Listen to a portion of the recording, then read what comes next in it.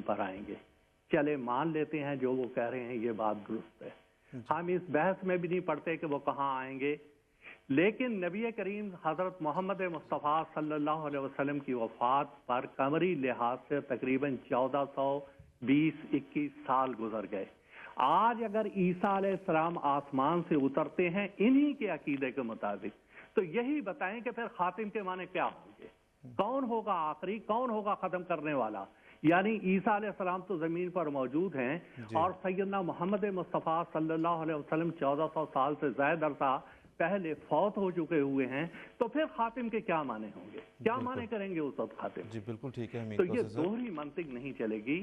बात वही है जो सैयदना हजरत मसीह मऊद अलैहिस्सलाम ने भी अपनी तहरीरात में बयान फरमा दी कि अल्लाह जल्ला शानहू ने हज़रत सल्लल्लाहु अलैहि वसल्लम को साहिब खातिम बनाया और आपके अफाज़ाए कमाल के लिए वो मोहर दी जो किसी और नबी को हरगिज नहीं दी गई। इसी वजह से आपका नाम खातमन नबीयीन ठहरा। आप बजुज़ मोहम्मदी नबूवत के सब नबूवतें बंद हैं। शरीयत वाला नबी कोई नहीं आ सकता, बगैर शरीयत के नबी हो सकता है। हज़रत मसीह साहब बड़ी तफसील से बता रहे हैं कि शरीयत वाला नबी कोई नहीं। इस लिहाज से सैयदना मोहम्मद सल्लल्लाहु अलैहि वसल्लम खातिम हैं, बगैर शरीयत के नबी हो सकता है। इस लिहाज से आप खातम हैं जिसके ऊपर आपकी अताअत की मोहर होगी, फरमाबरदारी की मोहर होगी, और जिसकी कुरान युफस्सिरु बाज़हु बाज़ा के मुताबिक जिसके ऊपर वमन युतिल्लाह व रसूला फउलाइका मअल लज़ीना अनअम अल्लाहु अलैहिम मिनन नबिय्यीन की मोहर होगी, वही इस उम्मत में आ सकेगा। ये इख्तिसार से इस सवाल का जवाब है। बिल्कुल ठीक, बहुत बहुत शुक्रिया हमीद कौसर साहब, जज़ाकल्लाह। जी मजीद अहमद साहब, आप कुछ कहना चाहते हैं? जी बस मैं ये कि आपकी ये बात सुन के फिर हम ब्रेक की तरफ जाएंगे। जी मैं छोटी सी बात ये अर्ज करना चाहता हूँ। इन दोस्तों ने जिन्होंने सवाल भिजवाया है, इन्होंने कोई हदीस तो स्पेसिफाई नहीं की कि कौन सी हदीस है। मैं यानी इन दोस्तों से भी और आइंदा भी जो दोस्त सवाल करें, मैं उनसे ये अर्ज करना चाहता हूँ कि बात बिल्कुल प्रिसाइज तौर पे किया करें ताकि उसका फिर हम मालहू व मालह का जायज़ा ले सकें। वरना इस तरह हवा में बात करने के हदीस में ऐसे आया उसका तो कोई फ़ायदा नहीं। लेकिन इसके बिलमुकाबिल इन्होंने बताया ना कि ख़ातम का लफ्ज़ जो है हदीस में ख़त्म करने वालों के माने में बयान किया गया। वो हदीस तो उन्होंने नहीं बयान की, लेकिन इसके बिलमुकाबिल मैं एक दो हदीसें बयान कर देता हूँ जिसमें नबी करीम सल्लल्लाहु अलैहि वसल्लम ने लफ्ज़ ख़ातम का इस्तेमाल फरमाया है। उससे आपको पता चल जाएगा, सुनने वाले दोस्त खुद अंदाज़ा कर लें कि उसका क्या मतलब बनता है। हुज़ूर फरमाते हैं, हज़रत अब्बास को मुखातब फरमाते हुए फरमाते हैं, इत्मइन या अम्मे फ़इन्ना का ख़ातमुल मुहाजिरीन फ़िल हिजरत कमा अना ख़ातमुन नबिय्यीन फ़िन नबुव्वा। ये कंज़ुल माल की हदीस है। हुज़ूर फरमाते हैं कि मेरे चचा तुम मुतमिन हो जा कि जिस तरह मैं ख़ातमुन नबिय्यीन हूँ तुम ख़ातमुल मुहाजिरीन हो। अब इसमें आप देख लें कि अगर यहाँ पे नबी की वसल्लम ने आखिरी के यानी ज़मानी लिहाज से आखिरी का माना मकसूद हो, तो फिर हज़रत अब्बास के बाद कोई हिजरत नहीं हुई आज तक। ये सिलसिला तो जा रहा चल रहा है। ठीक है।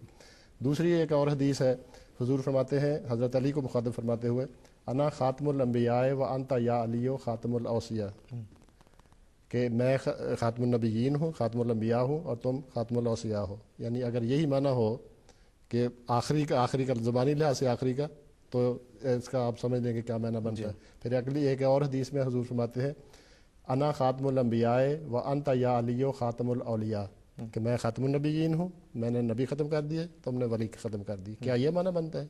क्या उम्मत मोहम्मदिया में कोई वली नहीं, कभी सारी ज़िंदगी यानी क़यामत तक कोई वली नहीं होगा? ये बात तो बनती नहीं है। इस ये हदीसें हैं जो बयान फरमाती हैं। बिल्कुल बड़ी अच्छी, बड़ी बरमहल आपने मिसाल दी मजीद अहमद साहब, बहुत बहुत शुक्रिया, जज़ाकल्लाह। नाज़रीन, यहाँ हम आपको दोबारा इस चीज़ की तरफ तवज्जो दिलाएंगे, गुजारिश करेंगे आपसे कि ये तमाम मामलात जो हैं, ये आप जब इनके बारे में सवाल उठाएं तो ज़ाहिर है थोड़ी सी जिम्मेदारी ये भी आयद होती है सवाल करने वाले पे कि उसके बारे में जितनी कर सकें थोड़ी सी तहकीक ज़रूर कर लें। जब ये कहा गया कि हदीस में लफ्ज़ किस तरह से इस्तेमाल हुआ है तो उसे थोड़ा सा देखना पड़ेगा, आपको थोड़ा सा मुताला भी करना पड़ेगा। अभी अंसारुल्लाह के इज्तिमा में हज़रत अमीरुल मोमिनीन यद्दुल्लाह ताला बिन नसर अज़ीज़ ने कल इस चीज़ की तरफ, इस हदीस की तरफ तवज्जो दिलाई है बाब जमात की कि रसूल करीम सल्लल्लाहु अलैहि वसल्लम ने तलकीन ये फरमाई है कि इल्म हासिल करना है माँ की गोद से लेकर कब्र की लाहत तक। तो उसमें सिर्फ ज़ाहिर है वो साइंस और मेडिसिन और दूसरे उलूम की बात नहीं है। जब आपकी ईमानियात की बात आती है तो उसमें भी ये उसी तरह से रसूल अकरम सल्लल्लाहु अलैहि वसल्लम की हदीस एप्लीकेबल होती है।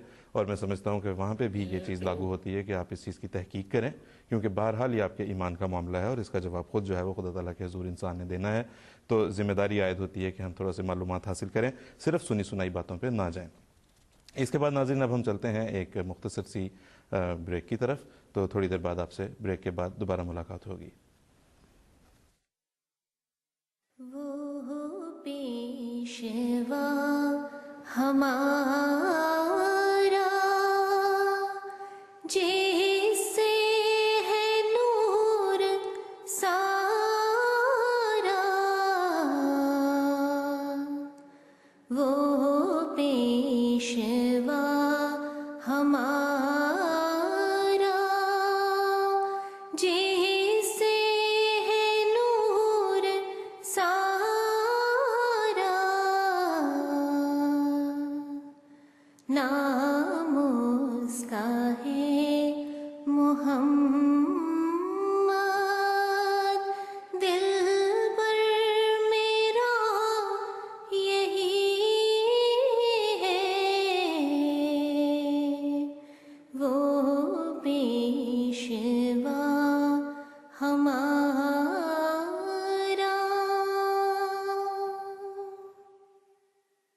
सब पाक है पयंबर, एक दूसरे से बेहतर, सब पाक है पयंबर, एक दूसरे से बेहतर, लेकस खुदाए बरतर, खैरुल वरा यही है, नाम उसका है मोहम्मद, दिल पर मेरा यही है, वो पेशवा हमारा।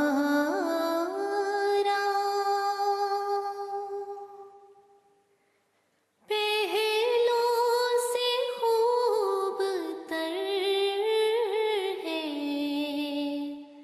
खूबी में एक कमर है, पहलों से खूब तर है,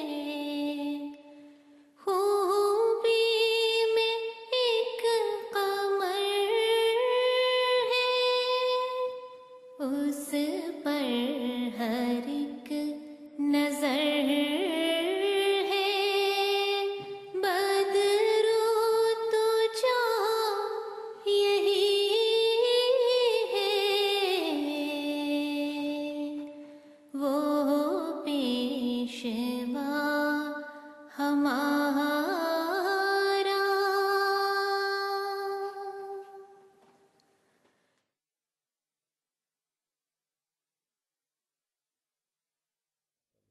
जी ठीक जी, अस्सलाम वालेकुम रहमतुल्लाहि व बरकातुहू। नाजरीन, वापस प्रोग्राम में आपको खुशामदीद कहते हैं।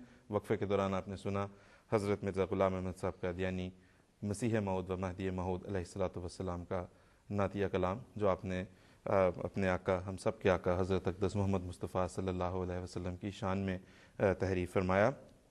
वो पेशवा हमारा जिससे है नूर सारा, नाम उसका है मोहम्मद, दिल बर मेरा यही है।